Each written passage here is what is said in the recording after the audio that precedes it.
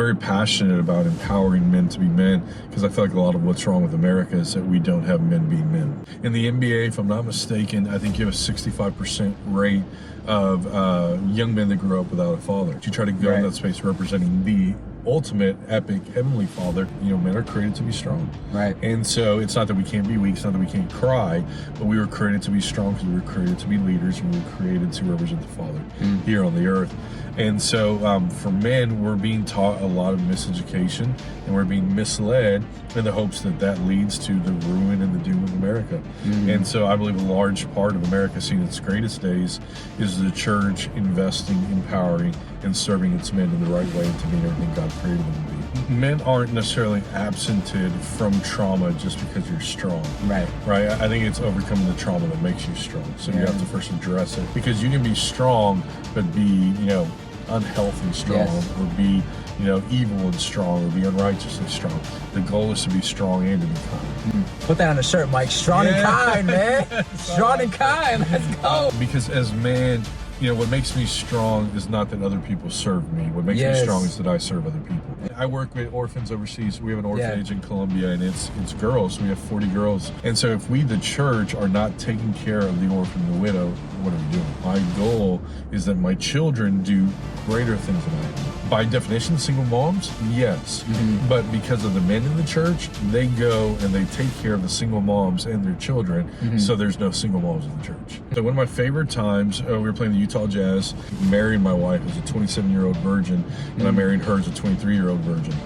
And at that point, one of the guys says, "You?" And then everybody laughs for like a minute. Once they finally quieted down, I said, "But can you guess how many nights I stayed up wondering if my girlfriend was pregnant? Can you guess how many nights I stayed up wondering if my girlfriend cheated on me?" And so we began to talk about the brilliance of doing things God's way. One of the assistant coaches, he texted me afterwards. He said the guys came in saying it was one of the best chapel services they've ever experienced in their life. And it wasn't this, you know, all these sins that I did. It was the grace of God sustaining me as I was obedient to Him. What's going on, everybody? Welcome to Authentically with my next guest, Mike Rosas, Houston Rockets chaplain extraordinaire. How are you doing today, Mike? I'm doing good, man. It's an honor to be on the show. Thank you for being here, for being you. And what would you say you're most thankful for right now? God's goodness. Even in the tough times, you see the beauty of His grace and how He loves you. Even in the tough times, how He works all things for your good. It's just, it's mind-blowing. Yeah, I love that. My favorite Bible verse of all time, the GOAT Bible verse, in my humble opinion, is Romans 8:28. All things work together for the good of those who love God, those who are called according to His purpose. And, you know, even through some of the roughest moments in life, how our wonderful God can take the rubble and make it into a masterpiece is beautiful. And I'm still learning, I'm still growing in that. How have you found maybe in your life some of those rubble moments that God has used for His masterpiece and for His glory? You know, I think our greatest rubble moments become His greatest testimonies. You know, from the age of 6 to the age of roughly about 16 to 18, I stuttered, I couldn't speak. And so I remember in those moments, God speaking to me, saying, "If you trust me, I'll use you to speak on stages throughout the whole world."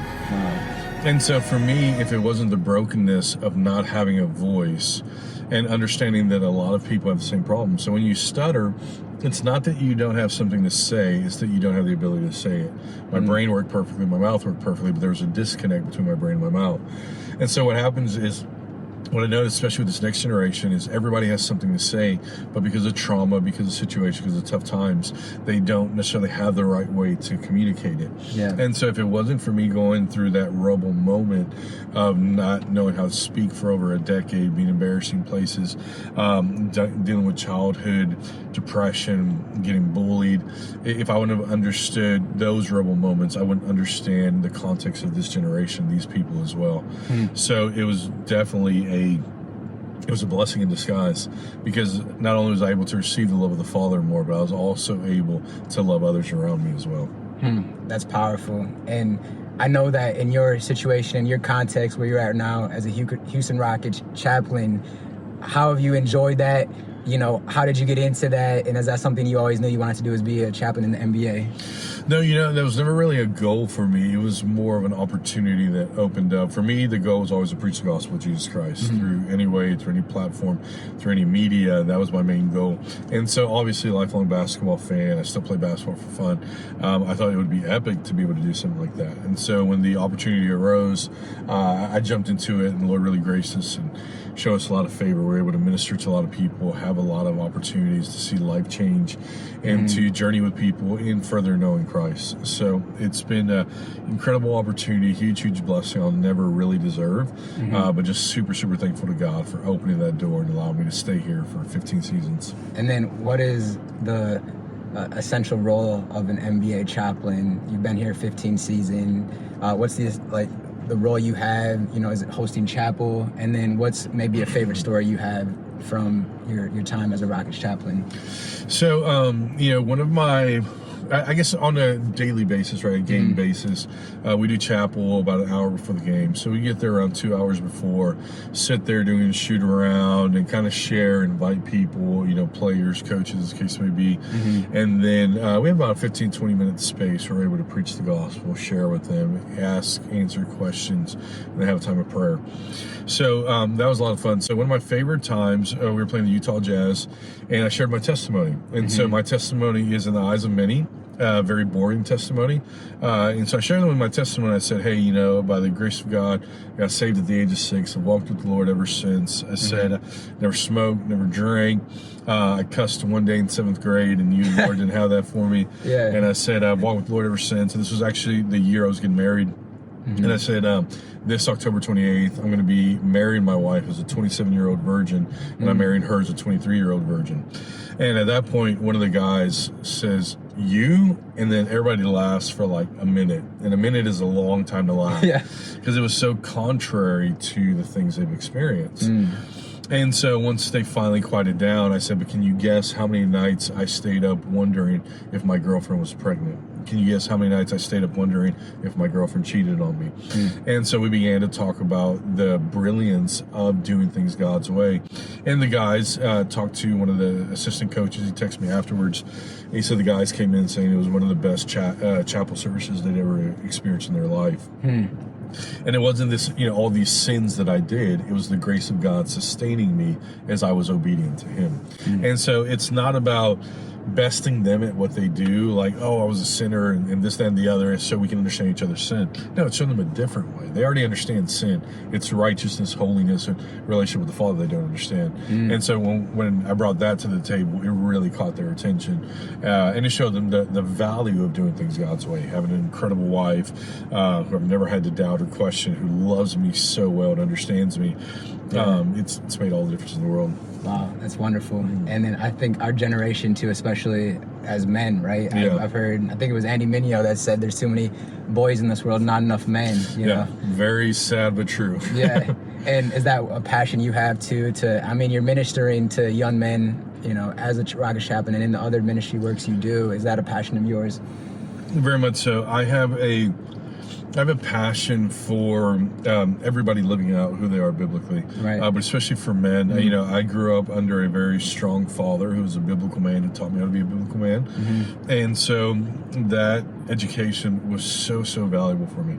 And now with a son, 3-year-old Kairos, in the same way, I'm trying to train him up as a man. I'm trying to train him up as a strong man, as a warrior, as a faithful man, but mostly as a godly man. And so with these same things, in the NBA, if I'm not mistaken, I think you have a 65% rate of young men that grew up without a father. Wow. And so a lot of times, not saying that I'm their father, but you try to go in that space representing the ultimate epic heavenly father, and you try to be the proxy of that. And so I'm very passionate about empowering men to be men, because I feel like a lot of what's wrong with America is that we don't have men being men. Yes. And what do you think the solution is to have men be men? We obviously need God as our central focus, Christ as our perfect example, our blueprint of how to be a man in this day and age where there's so many terrible examples. Even in the church, right? It's unfortunate how divorce is also 50% in the church, just as it is outside of the Right. church. How do you think we can get to this point where we have a generation of men rise up and be who are called to be those responsible men of God? You know, the ultimate handbook for men is the Bible. Right. You know, when I read the Bible, it cuts me every time I read it, right? Obviously, the Lord is gracious and loving, but every time I read the Bible, I'm challenged. Yeah. You know, whether it's forgiving somebody who's done me wrong, taking somebody who challenges me with a slap and looking the other way. You know, all these things are, I mean, the Bible is written to strong men, not to weak men. I was asked to speak at a Father's Day event, and the pastor, I understand his heart perfectly. He was like, hey, don't be too hard on the guys. You know, they're here for Father's Day, so they're doing the right thing. I was like, oh, yeah, for sure. So whenever I preach, I study the scriptures and I get God's context on whatever the subject matter is. And so I got all the scriptures on men I could, and I just studied them all. And I came to the realization that the Bible is not easy on men. The Bible is very, very hard on men. Why? Because men were created to be strong. And so I can preach an easy message because the Bible hits them hard. The pastor obviously loved the message, and he was like totally in line. But the word was that, you know, men are created to be strong. Right. And so it's not that we can't be weak, it's not that we can't cry, but we were created to be strong because we were created to be leaders, and we were created to represent the Father here on the earth. And so for men, we're being taught a lot of miseducation, and we're being misled in the hopes that that leads to the ruin and the doom of America. And so I believe a large part of America seeing its greatest days is the church investing, empowering, and serving its men in the right way and to meet everything God created them to be. And do you think there's also a space too to be able to be transparent, obviously, and to be vulnerable and to address, you know, a very real mental health epidemic? I mean, especially what happened with the pandemic, and even in the church too, men who need to have help with counseling or therapy or healing from traumas, to address the mental health portion, to be who we're called to be as well. Yeah, you know, men aren't necessarily absented from trauma just because you're strong. Right. I think it's overcoming the trauma that makes you strong. So you have to first address it to overcome it. You know, be it mental health or any of these other things. The reality is there's nothing wrong with psychologists. There's nothing wrong with mentors, with life coaches, fill in the blank, pastors along that. Obviously, I believe the first layer of health comes from the Father, but He's also anointed and empowered everything from psychologists to teachers to therapists to fill in the blank. The reality is that I don't know one person who hasn't gone through trauma, so we all have to deal with that. It's just on top of that, men have to be able to deal with it and continue life. We can't take breaks in life. We can't take pauses. And so the reality is, as a man, I have to be hard but still be sweet. Yeah. You know, the Bible says, I believe it's in Proverbs, it says what's sought for in a man is kindness. Why? Because it's easy to be hard, it's easy to be strong, but it's not easy to be strong and kind. Right. And so what the Bible teaches us is how to be strong and kind simultaneously, which I think that if you don't deal with the inner turmoil, struggles, rebel moments, as you titled it, you're not able to be strong and kind. Wow. Because you can be strong, but be, you know, unhealthy strong, or be, you know, evil and strong, or be unrighteously strong. The goal is to be strong and to be kind. Put that on a shirt, Mike. Strong and kind, man. Strong and kind. Let's go. You know, I work with orphans overseas. We have an orphanage in Colombia, and it's girls. We have 40 girls. The government, we were opening the orphanage, says, hey, we have orphans for you. They said, but we have bad news. I said, okay, what's the bad news? So the bad news is they're all girls. And I'm like, come again? And they said, yeah. They said the girls are the least desirables. And they said everybody wants the boys because the boys can work hard around the house. Right. And so to me, that talks an absence of fathers, because I have 2 daughters, and I will be killed and murder to protect my wife and my 2 daughters. Right. You know, and so I think we need more men like that. And the reality is, I have other women that are in my realm that I am not father to, husband, but I feel the same type of care for them because they don't have a man in that role. And so if necessary, I will do that to protect the women that are in my space, to allow them to be fully women, to be everything God created them to be. And I think every man should be that, specifically in the church. One of my mentors, Joseph Nutella, he says the church is a family of families. So he says there's no single moms in our church. Is there By definition, single moms, yes. But because of the men in the church, they go and they take care of the single moms and their children, so there's no single moms in the church. And I think that's a strong and kind man. Absolutely. I love Philippians 2:5, you know, in your relationship with one another, have the same mindset as Christ Jesus. Yeah. And Jesus, you know, he's the King of Kings, Lord of Lords. So if anybody, he has the right to bark out orders and to be demanding. 100%. But he came and he washed his disciples' feet. Yeah. I mean, that is like the ultimate definition of love, and that's so countercultural to what manhood is today. But that goes to your point of being strong and kind. Right, because as man, you know, what makes me strong is not that other people serve me. What makes me strong is that I serve other people. Amen. And so I think it's this aspect that I can go to war during the day and still come home and be kind to my 7-year-old daughter. Yes. I can be kind with my 3-year-old son. I can be kind with my wife. Yeah. I don't demand their servitude. I serve them, and in response to that, they have the desire to serve me back. And if there's anyone listening or watching that wants to support the orphanage that you have, how can they do that? Yeah, very cool. You can go to lovebought.com. Bought is B-O-U-G-H-T. The idea is that love paid a price that made us all valuable yet equal. You know, James 1:27 talks about true religion, and it says that true religions take care of the orphans and the widows. And so one of the fallacies in the church is that we say, well, it's not a religion, it's a relationship. And I tell them, okay, find me that in the Bible. You can't find that in the Bible. What the Father says is find me true religion. Why? Because if I'm a man, what am I thinking about? My wife and my children. And so he thinks about the widows, the ones who don't have physical husbands, and the children, the orphans, the one who don't have physical father. Psalm 68:5 says, God in his private estate, he thinks of the orphan and the widow. Yes. And so if we, the church, are not taking care of the orphan and the widow, what are we doing? Right.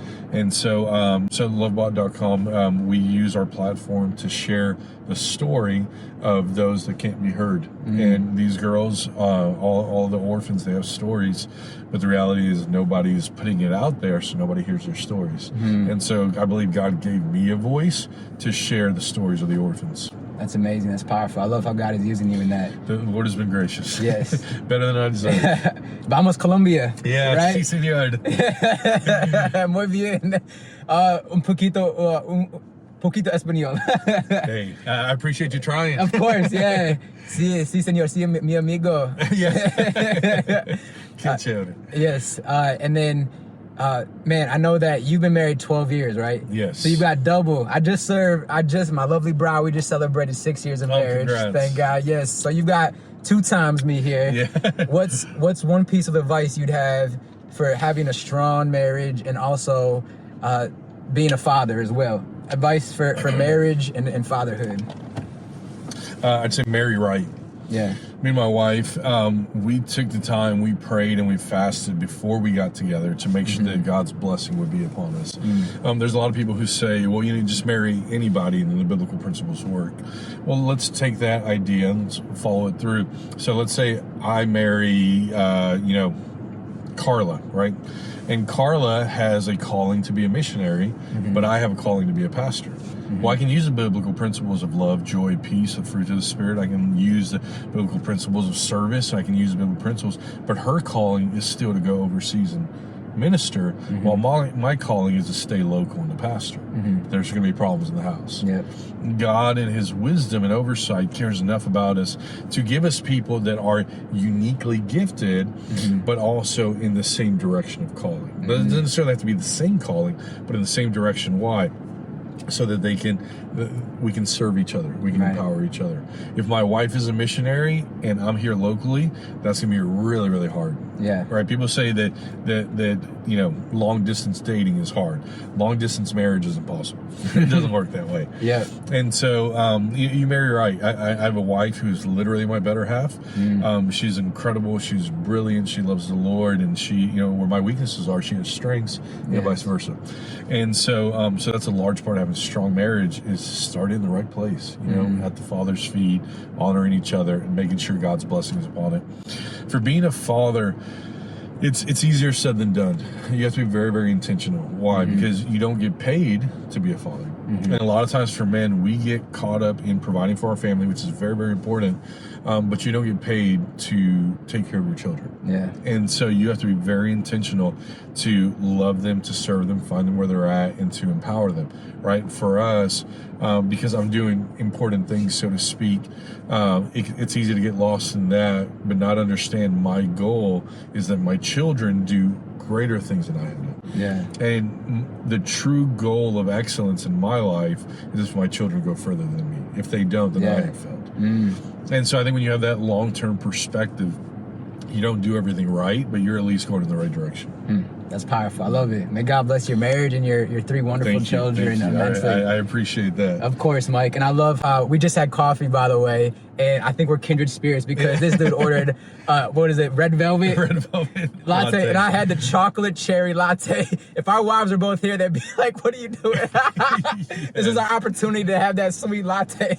But yeah, man, thank God for my wife. I told you a bit about our journey and how the Lord brought us together, and to have a best friend that you're rocking with for life is the greatest blessing other than having a relationship with Christ. And it makes all the difference in the world. It does. You have your teammate. And I love too how you said you incorporate your family with what you do with the Rockets and with your evangelical speaking opportunities and with your authoring as well. Right, yeah. That's a passion that it become a family ministry. I don't know if my children will follow in ministry, but I at least want them to experience so they see God at work. So regardless of where they go, business, political, nonprofit, ministry, wherever they go, they understand the fact that God meets them wherever they're at. I'm not, I don't believe in divine right that my children are going to take over after me. No, God may have somebody else better called, and God may have called them somewhere else better. And so for me, it's just to empower them as much as I can to hear the voice of the Father and to be obedient. And there's no greater experience than being on the front lines, loving the lost and preaching the gospel and bringing truth. So yeah, God has been supremely gracious to be able to give us this opportunity to love and to serve in that manner. That's wonderful. And then I know you said you're Colombian and your wife is Mexican. Yes. So I'm half Filipino. My lovely, beautiful wife is Filipina. And so to just, spend this time with you as a fellow, because they think that sometimes I'm Mexican. Okay. They confuse me. They're like, are you Mexican? Are you Chinese? Are you mixed? Like, what's going on here? And I'm like, man, beautiful. I'm a Filipino man of God, man. So, I mean, to just see, I just want to give you your flowers and say to just see a fellow, man of color, a brown man of color representing God and loving his wife, championing his wife and his children. It's just an inspiration, Mike. No, I appreciate and may that. God continue to use you immensely for his kingdom. Thank you so much. Of course. I appreciate your kind words. Man, I love your heart. I love what you're doing. So it's an honor for me to be able to do this also. Thank you so much. And then lastly, representing Colombia and your wife representing Mexico, what's y'all's favorite part about your culture? I think my favorite part about the Colombian culture is passion. We're very passionate people, and that has played out into all of my ministry and the work that I do.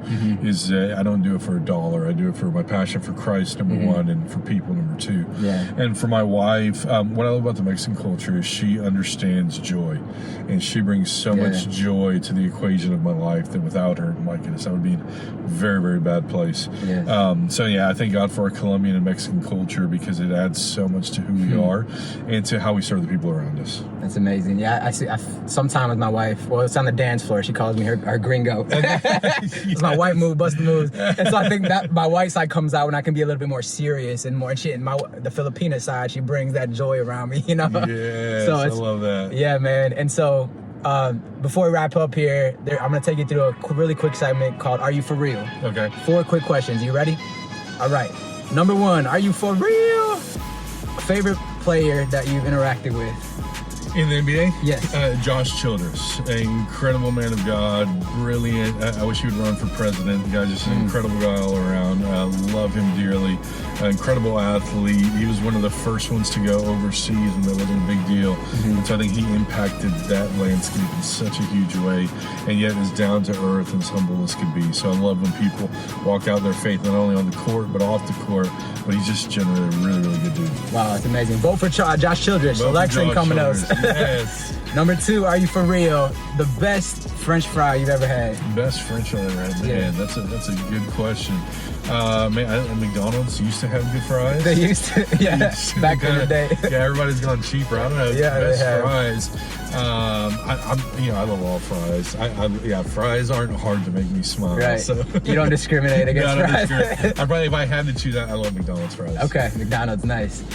Number 3, as you know, Amber and I are talking about potential parenting. Best way to save money on diapers? Oh man, I don't know, because my kids are horrible with that. I have Vietnamese friends who they potty trained their daughter at 6 months. Oh wow, okay. Yeah, so they were hardcore. They had a bell system, and every time she ate, I think 30 to 45 minutes afterwards, they would ring the bell, they would put her in the potty, and she was potty trained at 6 months. So shout out to Pastor Ann and Pastor Boo, incredible people, and I still don't know how y'all did that. Wow, that's amazing. And then lastly, number 4, if you could travel, I know you've traveled a lot, if you could travel anywhere in the world next, where would it be and why?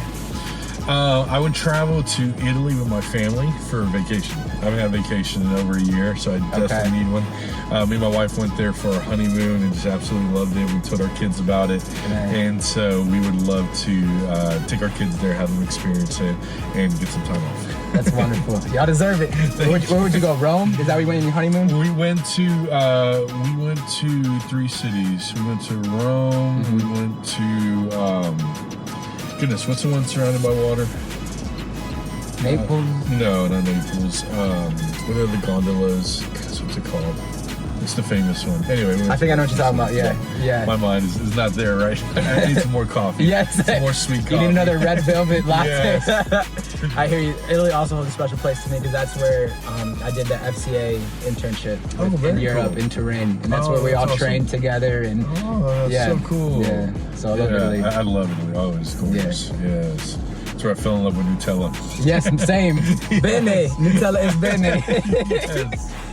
Well, thank you so much again, Mike. Appreciate you. And you heard it here first. Mike and Charlie signing off. I appreciate you, Charlie. Yes, Thank sir. you so much, Thank man. you, I Mike. love it. And what I like to do to introduce my guests is if you had a favorite song to walk out to, you're stepping up to bat for the Houston Astros there at Minute Maid Park, what song you walking out to? Man, that's a loaded question. I have so many great songs. Right now, I would say probably Thankful by Brandon Lake. Just really, really thankful. God has been so good, better than I deserve. So I think one of the resonating songs in my life right now is Thankful.